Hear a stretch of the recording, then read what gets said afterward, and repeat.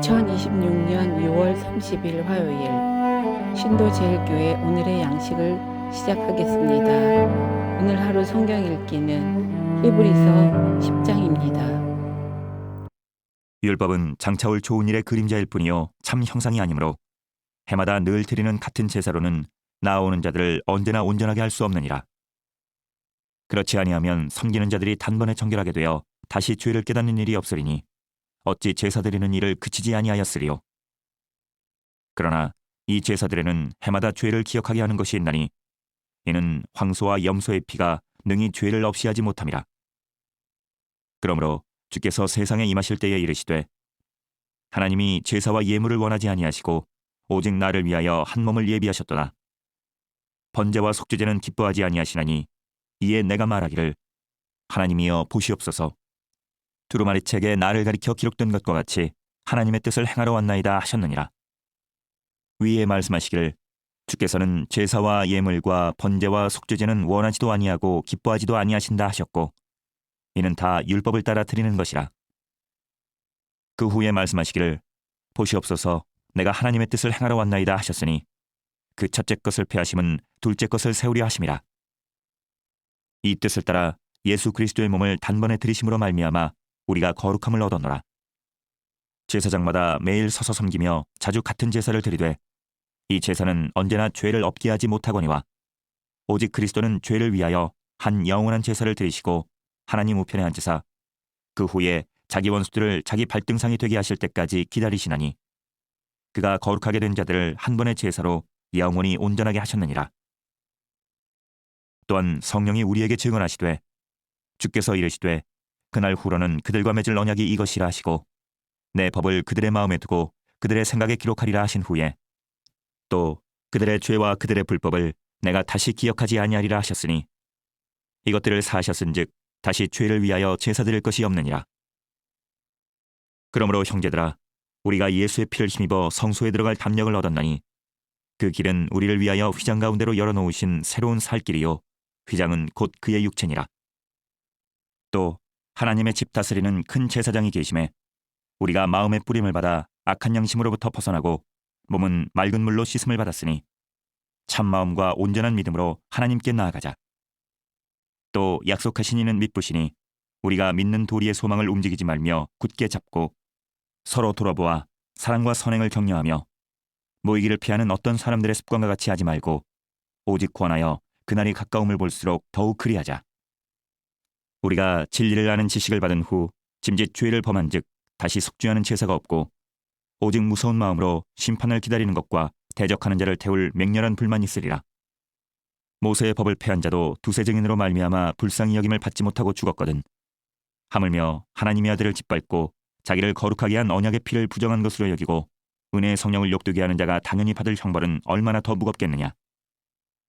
너희는 생각하라. 원수 갚는 것이 내게 있으니 내가 갚으리라 하시고 또다시 주께서 그의 백성을 심판하리라 말씀하신 것을 우리가 아노니 살아계신 하나님의 손에 빠져들어가는 것이 무서울진저 전날에 너희가 빛을 받은 후에 고난의 큰 싸움을 견디어낸 것을 생각하라. 혹은 비방과 환난으로서 사람에게 구경거리가 되고 혹은 이런 형편에 있는 자들과 사귀는 자가 되었으니 너희가 갇힌 자를 동정하고 너희 소유를 빼앗기는 것도 기쁘게 당한 것은 더 낮고 영구한 소유가 있는 줄 알미라.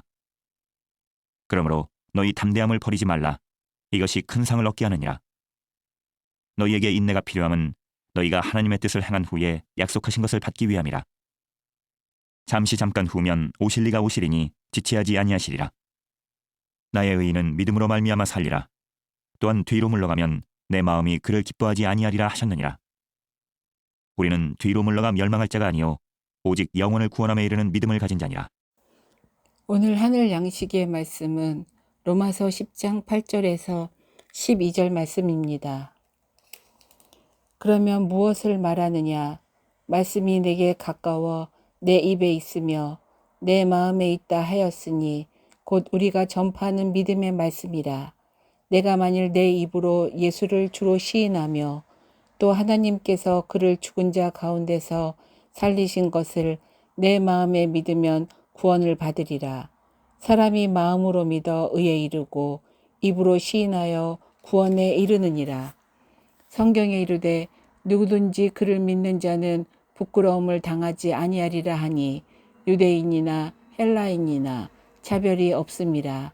한 분이신 주께서 모든 사람의 주가 되사 그를 부르는 모든 사람에게 부요하시도다. 제자로 사는 삶. 카일 아이들먼 목사의 팬인가 제자인가 라는 책에서 예수님을 슈퍼스타로 생각하고 열광하여 따르는 사람들을 팬이라고 칭합니다. 그들은 고난이 오거나 헌신하거나 손해를 보아야 하는 순간이 오면 그렇게 열광적으로 따르던 슈퍼스타를 버립니다. 반면 제자로 예수님을 따르는 사람들이 있습니다. 그들은 어떤 고통과 고난이 있더라도 그분의 말씀을 생각하고 그 말씀대로 살아갑니다. 제자의 삶을 살기 위해서는 예수님의 말씀이 우리 안에 있어야 하고 그 말씀대로 살아가는 구체적인 모습들이 있어야 합니다.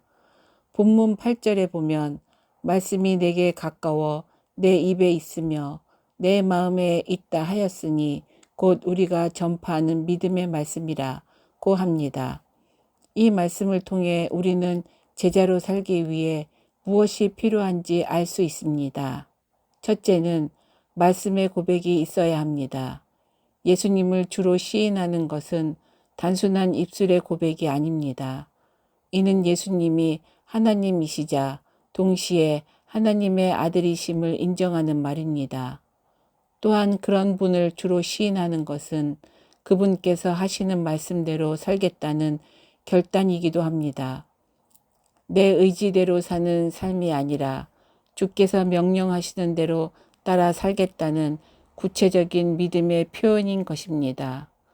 모든 생활 속에서 예수님이 주인이심을 고백하고 예수님의 말씀대로 살아갈 때 주님의 말씀이 우리의 입에 있는 것이고 그 말씀대로 살아가는 것입니다. 둘째는 말씀을 믿는 믿음이 있어야 합니다. 말씀이 마음에 있다는 것은 어떤 상황에서도 흔들리지 않겠다는 믿음의 고백입니다. 흔들리지 않으려면 하나님을 향한 한 가지 마음을 가져야 합니다. 하나님 앞에 두 마음을 품으면 우리는 굳건한 믿음을 가질 수 없습니다. 오직 한 마음으로 하나님을 믿을 때 의에 이르는 은혜를 경험할 것입니다. 진정한 제자는 입으로 주를 고백하고 그 고백대로 살아가는 성도입니다. 또한 주님을 향한 흔들리지 않는 믿음을 가지는 성도입니다. 우리 모두 진정한 제자로 살아가기를 소망합니다. 기도하겠습니다. 사랑의 하나님, 주님의 말씀을 입으로 고백하고 굳건한 믿음을 가지길 원합니다. 우리가 온전한 제자의 삶을 살아가게 하옵소서. 흔들리기 쉬운 세상 속에서 두 마음을 품지 않고 오직 주님의 말씀만 생각하며 따라가게 하옵소서. 예수님의 이름으로 기도합니다. 아멘.